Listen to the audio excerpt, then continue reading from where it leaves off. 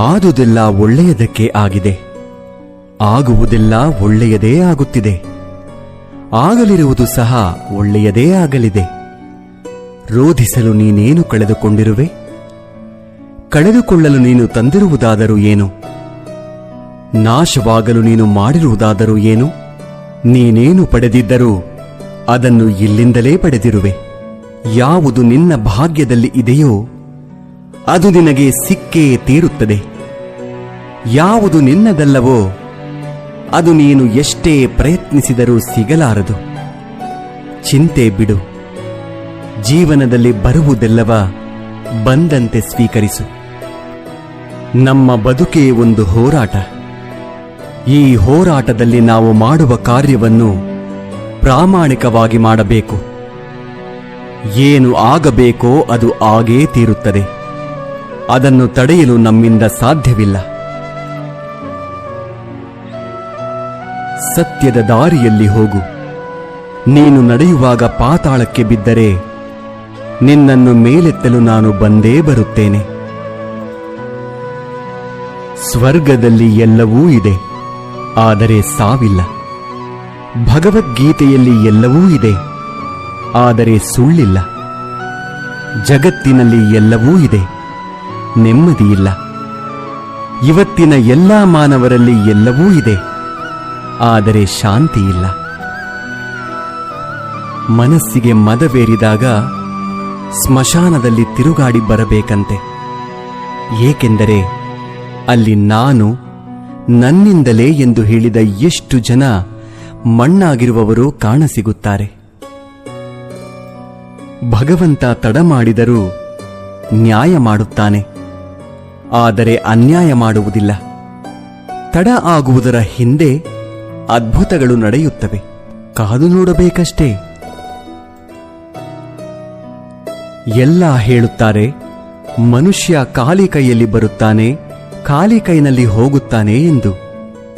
ಆದರೆ ಮನುಷ್ಯ ಬರುವಾಗ ಭಾಗ್ಯದ ಜೊತೆ ಬರುತ್ತಾನೆ, ಹೋಗುವಾಗ ಕರ್ಮದ ಫಲ ಕೊಂಡು ಹೋಗುತ್ತಾನೆ.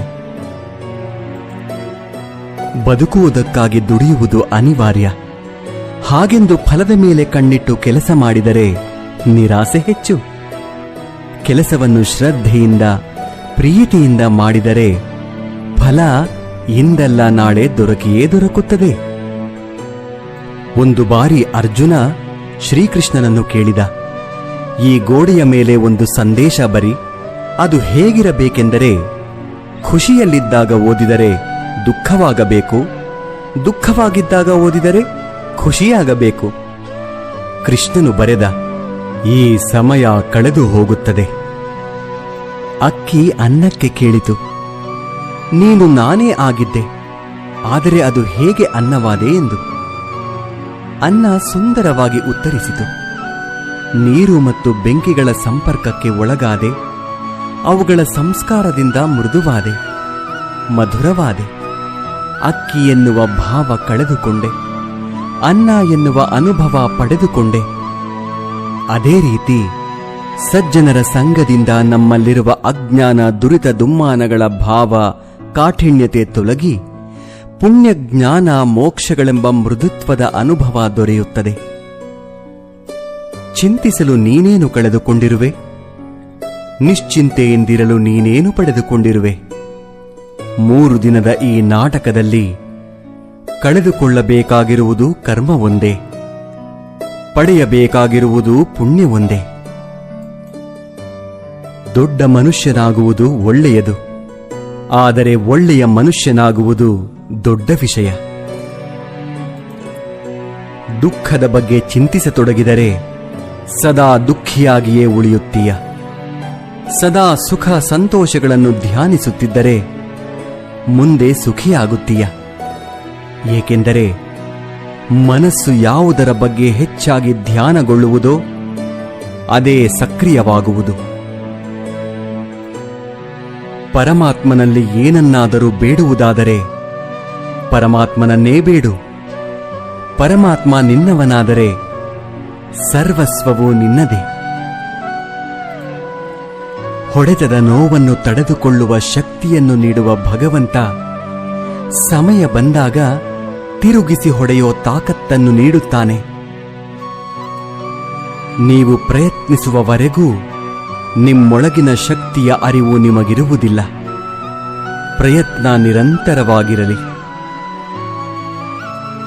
ಒಂದು ವೇಳೆ ಮನುಷ್ಯ ತನ್ನ ನಿರೀಕ್ಷೆಗಳ ಮೇಲೆ ನಿರಂಕುಶ ಹಾಕಿ ತನ್ನ ವಿಚಾರಗಳನ್ನು ಬೇರಾವುದೋ ವ್ಯಕ್ತಿಯ ಪರಿವರ್ತನೆಯ ಬದಲು ತನ್ನ ಅಂತರಂಗವನ್ನು ಪರಿವರ್ತನೆ ಮಾಡುವ ಪ್ರಯತ್ನ ಮಾಡಿದರೆ ನಾವು ಸಂಬಂಧಗಳಲ್ಲಿ ಸಂತೋಷವನ್ನು ಹುಡುಕುವಲ್ಲಿ ಕಷ್ಟವಾಗುವುದೇ ಇಲ್ಲ.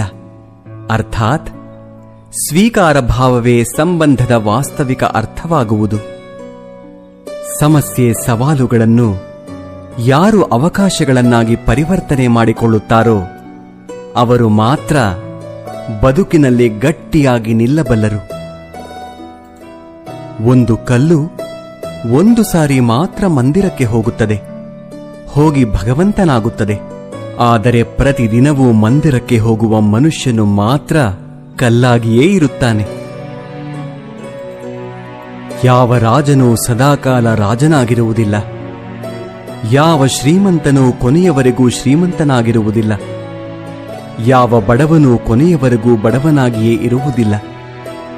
ಈ ಜಗತ್ತಿನಲ್ಲಿ ಯಾವುದು ಕೂಡ ಶಾಶ್ವತವಲ್ಲ. ಪರಿವರ್ತನೆಯೇ ಜಗದ ನಿಯಮವಾಗಿದೆ. ಬದುಕಿನಲ್ಲಿ ಅತಿಯಾಗಿ ಮೌನವಾಗಿರುವುದು ಒಳ್ಳೆಯದಲ್ಲ. ಸಮಯಕ್ಕೆ ಸರಿಯಾಗಿ ತಪ್ಪುಗಳನ್ನು ವಿರೋಧಿಸುವುದನ್ನು ಕಲಿಯಿರಿ. ದೇವರು ನಮ್ಮ ಜೊತೆಗಿಲ್ಲ, ನಮ್ಮ ಮನಸ್ಸಿನಲ್ಲಿಯೂ ಇಲ್ಲ. ಕೇವಲ ನಮ್ಮ ಆತ್ಮವಿಶ್ವಾಸದಲ್ಲಿ ಇರುತ್ತಾನೆ. ಯಾವಾಗ ಮನುಷ್ಯನು ತಾನು ಮಾಡಿದ ಕರ್ಮಫಲಗಳನ್ನು ಇದೇ ಜನ್ಮದಲ್ಲಿ ಅಥವಾ ಮುಂದಿನ ಜನ್ಮದಲ್ಲಿ ಅನುಭವಿಸಬೇಕಾಗುತ್ತದೆ ಎಂಬ ಜ್ಞಾನವನ್ನು ಅರಿತುಕೊಳ್ಳುತ್ತಾನೋ ಆಗ ಇಡೀ ಜಗತ್ತು ಬದಲಾವಣೆಯತ್ತ ಸಾಗಿಬಿಡುತ್ತದೆ. ಚರಿತ್ರೆಯಲ್ಲಿ ಗೆದ್ದವನಿಗೆ ಗೆದ್ದವನು ಎನ್ನುವ ಜಾಗವಿದೆ. ಸೋತವನಿಗೆ ಕೂಡ ಇಂಥವನೊಂದಿಗೆ ಸೆಣಸಾಡಿ ಸೋತ ಎನ್ನುವ ಜಾಗವಿದೆ. ಆದರೆ ನಿಂತುಕೊಂಡು ನೋಡುವವರಿಗೆ, ಆಡಿಕೊಂಡು ನಗುವವರಿಗೆ ಚರಿತ್ರೆಯಲ್ಲಿ ಎಲ್ಲಿಯೂ ಕೂಡ ಜಾಗವಿಲ್ಲ. ಕೋಪದಿಂದ ಮಾತನಾಡಿದರೆ ಗುಣವನ್ನು ಕಳೆದುಕೊಳ್ಳುತ್ತೇವೆ. ಹೆಚ್ಚಾಗಿ ಮಾತನಾಡಿದರೆ ಶಾಂತಿಯನ್ನು ಕಳೆದುಕೊಳ್ಳುತ್ತೇವೆ. ಅನಗತ್ಯವಾಗಿ ಮಾತನಾಡಿದರೆ ಕೆಲಸವನ್ನು ಕಳೆದುಕೊಳ್ಳುತ್ತೇವೆ. ಅಹಂಕಾರದಿಂದ ಮಾತನಾಡಿದರೆ ಪ್ರೀತಿಯನ್ನು ಕಳೆದುಕೊಳ್ಳುತ್ತೇವೆ. ಸುಳ್ಳು ಮಾತನಾಡಿದರೆ ಹೆಸರನ್ನು ಕಳೆದುಕೊಳ್ಳುತ್ತೇವೆ. ವೇಗವಾಗಿ ಮಾತನಾಡಿದರೆ ಅರ್ಥವನ್ನು ಕಳೆದುಕೊಳ್ಳುತ್ತೇವೆ. ಪ್ರೀತಿಯಿಂದ ಮಾತನಾಡಿದರೆ ಎಲ್ಲವನ್ನೂ ಗಳಿಸುತ್ತೇವೆ. ಬದುಕಿನಲ್ಲಿ ಏನೇ ನಡೆದರೂ ಒಳ್ಳೆಯದೇ. ವರ್ತಮಾನದಲ್ಲಿ ಏನಾಗುತ್ತಿದೆಯೋ ಅದೆಲ್ಲವೂ ಉತ್ತಮವಾಗಿಯೇ ನಡೆಯುತ್ತದೆ. ಮುಂದೆ ಏನಾಗುವುದೋ ಅದೆಲ್ಲವೂ ಚೆನ್ನಾಗಿಯೇ ಇರುತ್ತದೆ. ಭವಿಷ್ಯದ ಬಗ್ಗೆ ಚಿಂತಿಸಬೇಡಿ, ವರ್ತಮಾನದಲ್ಲಿ ಜೀವಿಸಿ.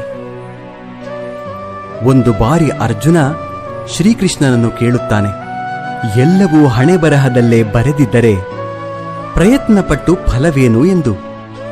ಆವಾಗ ಶ್ರೀಕೃಷ್ಣನು ಉತ್ತರಿಸುತ್ತಾನೆ, ಯಾರಿಗೆ ಗೊತ್ತು, ಪ್ರಯತ್ನಪಟ್ಟರೆ ಸಿಗುತ್ತದೆ ಎಂದು ಹಣೆಬರಹದಲ್ಲಿ ಬರೆದಿದ್ದರೆ ಪ್ರಯತ್ನಂ ಸರ್ವಸಿದ್ಧಿ ಸಾಧನಂ. ಒಮ್ಮೆ ನಾರದರು ಶ್ರೀಕೃಷ್ಣನನ್ನು ಕೇಳಿದರಂತೆ, ಈ ಪ್ರಪಂಚದಲ್ಲಿ ಎಲ್ಲರೂ ದುಃಖಿಗಳಾಗಿದ್ದಾರೆ ಏಕೆ ಎಂದು. ಆಗ ಶ್ರೀಕೃಷ್ಣನು ಮುಗುಳ್ನಗುತ್ತಾ ಹೇಳಿದನಂತೆ, ಸುಖ ಎಲ್ಲರ ಬಳಿಯೂ ಇದೆ, ಆದರೆ ಎಲ್ಲರೂ ಇನ್ನೊಬ್ಬರ ಸಂತೋಷದಿಂದ ದುಃಖಿಗಳಾಗಿದ್ದಾರೆ ಅಷ್ಟೇ. ನೆಮ್ಮದಿ ಯಾವುದೇ ವಸ್ತು ಹಣದಲ್ಲಿ ಇರುವುದಿಲ್ಲ, ನಮ್ಮ ಆಲೋಚನೆ ಮತ್ತು ಮನಸ್ಸಿನಲ್ಲಿ ಇರುತ್ತದೆ. ಕಷ್ಟಪಡದೆ ಸಿಕ್ಕ ಫಲ ಎಂದಿಗೂ ಸುಖವನ್ನು ಕೊಡುವುದಿಲ್ಲ. ಸುಖವನ್ನು ಕಷ್ಟಪಡುವುದರಲ್ಲಿ ಹುಡುಕಿ. ಸ್ನಾನ ದೇಹವನ್ನು, ಧ್ಯಾನ ಮನಸ್ಸನ್ನು, ದಾನ ಧನವನ್ನು, ಯೋಗ ಜೀವನವನ್ನು, ಪ್ರಾರ್ಥನೆ ಆತ್ಮವನ್ನು, ವ್ರತ ಆರೋಗ್ಯವನ್ನು, ಕ್ಷಮೆ ಸಂಬಂಧಗಳನ್ನು, ಪರೋಪಕಾರ ಅದೃಷ್ಟವನ್ನು ಪವಿತ್ರಗೊಳಿಸುತ್ತದೆ. ಕೇವಲ ದೇವರನ್ನು ಪೂಜಿಸುವುದರಿಂದ ಪುಣ್ಯ ಬರುವುದಿಲ್ಲ.